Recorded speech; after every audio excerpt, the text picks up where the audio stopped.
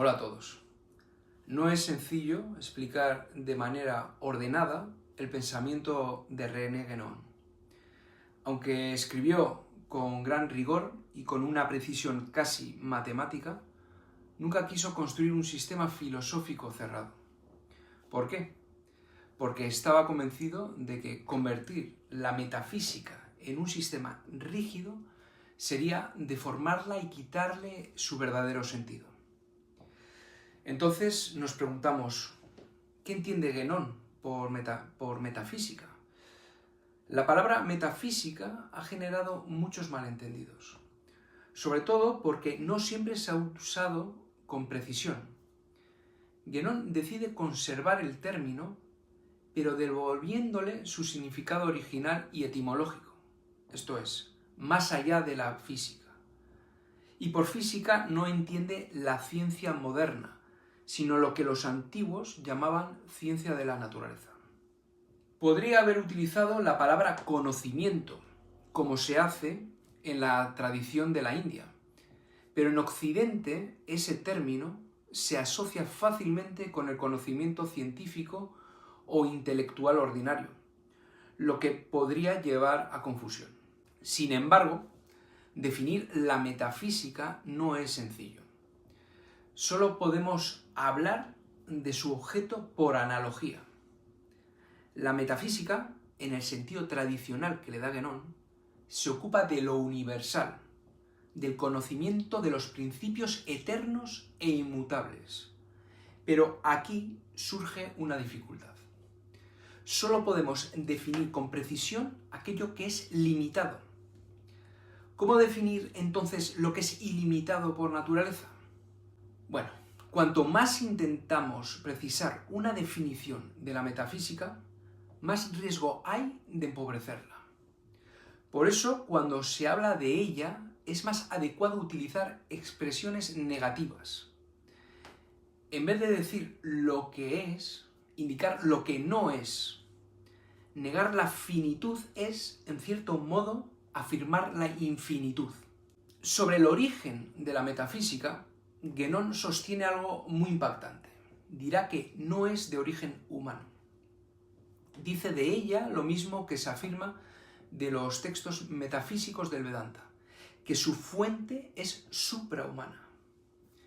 El modo de conocimiento metafísico también es distinto del conocimiento científico.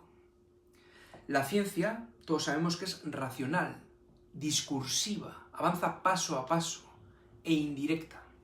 En cambio, el conocimiento metafísico es superracional, como ya hemos dicho. Es intuitivo y también inmediato. Ahora bien, no toda intuición es igual. Existe una intuición sensible, la que usamos a través de los sentidos, y una intuición intelectual. Para Guénon, el verdadero órgano del conocimiento metafísico es la intuición intelectual pura. Esto significa que no es la razón, que es limitada y propia del individuo, la que permite alcanzar lo universal. Es el intelecto puro, algo semejante al intelecto agente del que hablaba Aristóteles, el que puede acceder a ese nivel.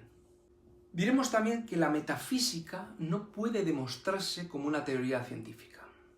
Su objeto es universal y trasciende la razón individual, por lo que no puede encerrarse en argumentos lógicos. Entonces, ¿cómo se transmite? Pues se dirá que se transmite a través de símbolos. Los símbolos no son simples adornos ni metáforas poéticas. Sirven como apoyo para que quien medita sobre ellos pueda despertar la intuición intelectual. Sin embargo, el estudio teórico es solo una preparación. Es necesario, pero no suficiente. Hay un único medio de prueba verdaderamente válido en metafísica: la realización. Y es algo personal e intransferible. Nadie puede realizarla por otro. La preparación para esa realización exige dos cosas: conocimiento teórico y concentración. Pero la teoría sigue siendo simbólica y potencial. Solo la realización efectiva aporta la certeza definitiva. ¿Y en qué consiste esa realización? En una identificación por el conocimiento. Según Guénon, un ser es todo lo que conoce. Realizar metafísicamente significa tomar conciencia de lo que uno es en realidad, de manera permanente e inmutable, más allá del tiempo y de cualquier cambio. La primera etapa de esta realización es la transformación del individuo en el hombre verdadero. Esto implica desarrollar plenamente todas las posibilidades de la individualidad y recuperar el llamado estado primordial. Cuando alguien alcanza ese estado, adquiere el sentido de la eternidad. Lo que antes parecía una sucesión de hechos en el tiempo, se transforma en una simultaneidad real. La experiencia deja de vivirse como una cadena de momentos separados y se percibe desde una perspectiva que trasciende el tiempo. El llamado estado primordial todavía pertenece al plano humano, es decir, sigue siendo una realización dentro de la condición individual. Pero la segunda etapa va más allá. Se refiere a los estados suprahumanos o supraindividuales. Aquí el ser humano trasciende el mundo de las formas.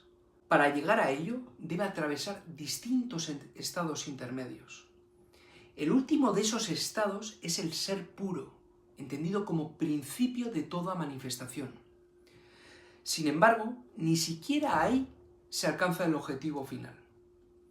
El fin último es trascender incluso el ser, para llegar al estado absolutamente incondicionado. Eso implica superar toda forma de existencia relativa. Desde esta perspectiva, puede decirse que el ser realizado está más allá de todos los estados, o que los contiene a todos, o que ha alcanzado la liberación total de todo condicionamiento, o que se ha unido con el principio supremo. Son distintas maneras de expresar una misma realidad. En su obra Introducción general al estudio de las doctrinas hindúes, René Guénon afirma algo muy importante. El ser no es el principio más universal de todos. Por eso, la metafísica de Aristóteles, en la medida en que estudia el ser en cuanto ser, no supera el plano ontológico, es decir, el plano del ser. Aunque el ser sea el principio de la manifestación, no es infinito, porque no coincide con la posibilidad total. Más allá del ser, existen todavía posibilidades que no se manifiestan. El ser es, por tanto, la primera determinación, el primer paso dentro de la totalidad de lo posible. En obras como el simbolismo de la cruz, el hombre y su devenir según el Vedanta, y especialmente en su exposición de la teoría de los estados múltiples del ser, Guénon desarrolla esta idea con mayor detalle. Más allá del ser, considerado como principio de la manifestación, está el no ser. Es importante aclarar que no ser no significa nada. No se trata de la nada en sentido negativo. Más bien se refiere a lo no manifestado. El propio ser, en cuanto principio de la manifestación, no pertenece al mundo manifestado. Ya está en el ámbito de la no manifestación. Pero dentro de esa no manifestación hay dos aspectos. Lo manifestable, lo que puede llegar a manifestarse, y lo no manifestable, que es el no ser en sentido más alto, algo así como un supraser, porque contiene incluso el principio del ser. Si usamos una analogía, podríamos decir que el no ser está más cerca del infinito que el ser. Sin embargo, el infinito no es solo el ser ni solo el no ser.